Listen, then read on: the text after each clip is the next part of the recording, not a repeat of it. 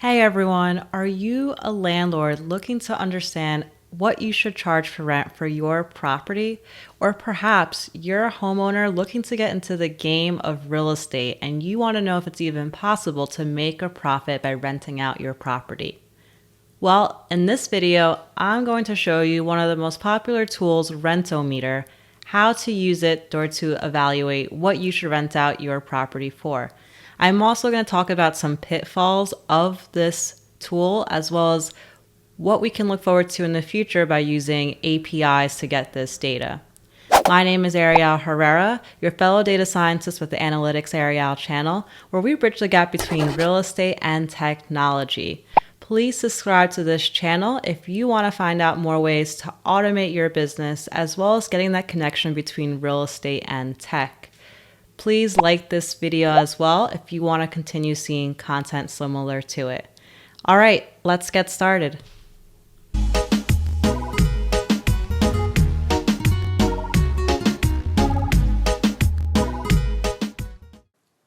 All right, so currently I'm on Rentometer's homepage. And for those of you who are not familiar, Rentometer has been around for some time. And if you look at blogs from Bigger Pockets or from other resources, it's referenced pretty often as a really great tool in order to evaluate the property you're looking at, what it should rent for. The issue here is that it is a tool that you need to pay for. They do have free options, but it only lasts for some time. Just as a side note, the way I've gotten around that in the past was using a VPN and just changing my location each time and not signing in to Rentometer itself, but not sure if that's still consistent. So what we're going to do now is actually look at a property, and this is going to be 113 George Street in South Amboy, New Jersey. So this is actually in close proximity to where I used to live in South Amboy, as well as where I have one of my rentals today. So say if we were looking to rent this out, we could look at a couple pictures pretty quickly. So we see here that we don't have a driveway. However, we do have a balcony. It's 3-bedroom, 2-bath. And if we look, there's not that many photos actually of it at all. But we do seem to have pictures of the landscape around, a little bit of photos actually inside. We could see it's not central air. However, it's pretty nice with the kitchen, the open space concept. This is something that renters do look for, that open space. So what's really important for us to do is also understand where the property is. So say if you're looking to be an out-of-state investor and you don't have a good feel as to where the property sits in proximity to everything else, it's good to understand its position within the town itself. So taking a step back, South Amboy is a town in New Jersey, and if you see my cursor, it's pretty much a small circle. It's not that much space. Now, the property that I'm looking at is right by the train station, which is on the left-hand side, this long line, and it's back here by a Dunkin' Donuts entryway. Now, this is really important, especially in New Jersey, where transportation is critical, having bus services as well as train services. And South Amboy is one of those stations that's considered a major train service. So for example, one of the neighboring towns is Perth Amboy, and they also have a train. However, since it's not a main train station, it gets skipped pretty often in high peak times. So that's not something that is as viable for a renter. So also going into this, what makes this property maybe more special than those that are several streets back is that it's very close to the water. And if we look on the right-hand side, these properties over here are actually a lot newer than some of these properties on the left hand. So this is an older town where the properties were made in the 1910s. And on the right-hand side, these properties were made either in the late 90s or early 2000s. So it is definitely good to be close to that side as it has the river walk as well. And the reason why I'm telling you these things is because it's really critical. Renters want to be where the action's at for the most part, and they are very, very sensitive to location. So whereas a homeowner may say, all right, I don't mind living, 10 blocks away, that's okay because I'm at least around the vicinity.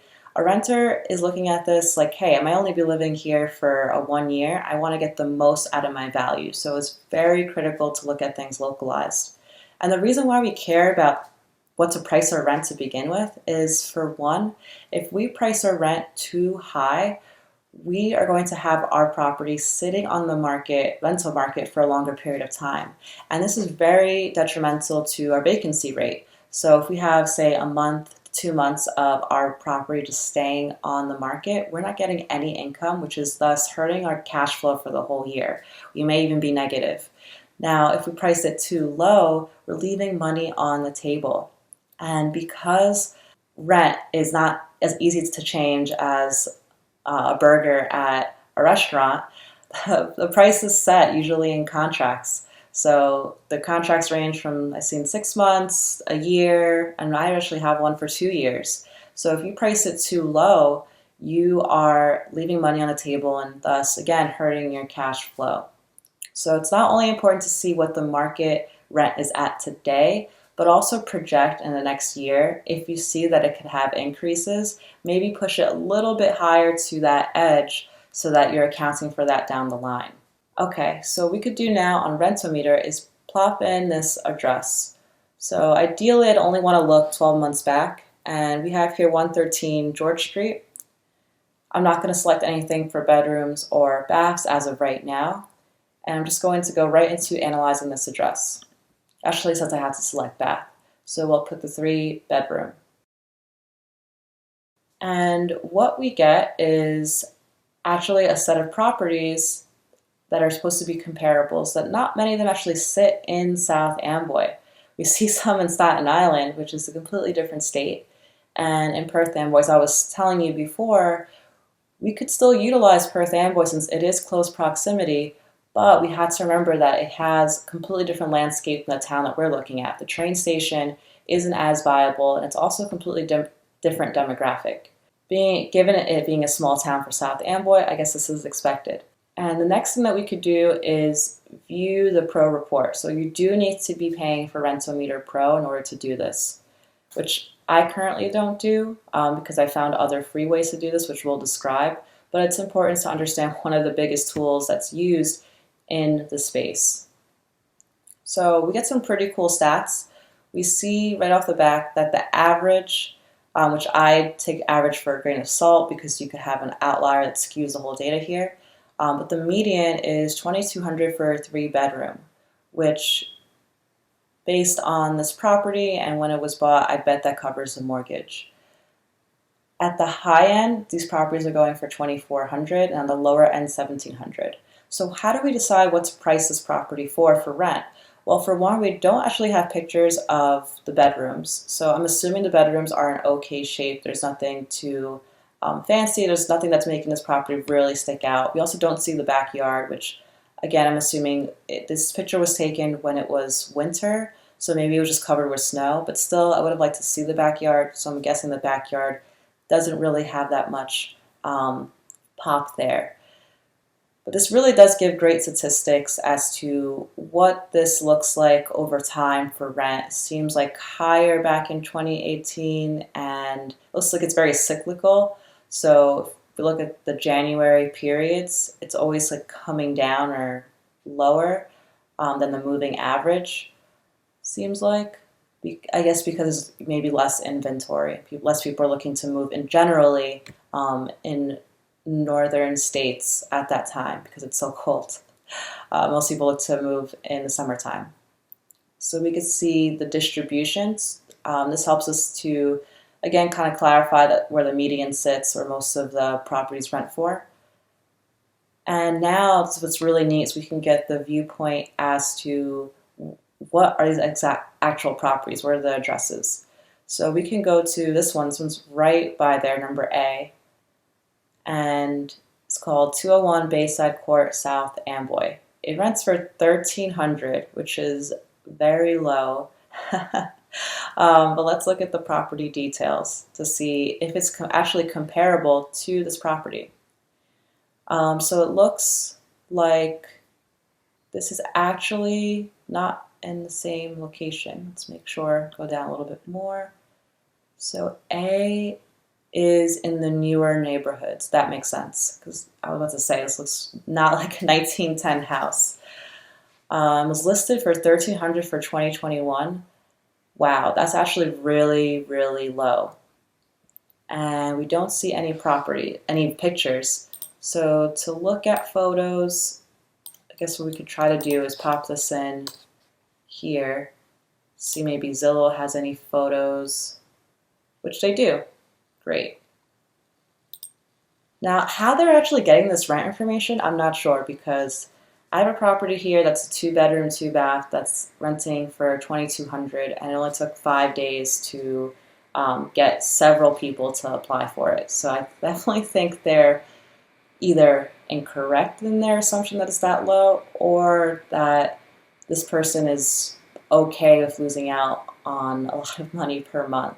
Because you can see this is a pretty nice house. These were built back, I believe, in 2018 or around that time period. So to be selling a 3-bed, 2-bath for that price makes me, say if I didn't know about the area at all, I would be like, oh wow, my house, the property that I want to rent out is more outdated, so maybe I can only rent it out for $1,100. So that's why it's so important to know the area that you're trying to rent out, because if you're doing this out of state, you could easily make a lot less cash flow just not understanding what the rent should be. All right, so we saw that was just a bad example. And it really makes me reconsider how good Rentometer's stats are if it's putting that as a comparable and the rent is so low. I don't know where this is coming from. So be wary if you're going to purchase this site. Now, if we look at some other properties further out, say I want to still try to keep it within South Amboy, but Perth Amboy is also by the train station, so it could be very similar. And this is going for $1,700, about $1,750. It has one less bathroom.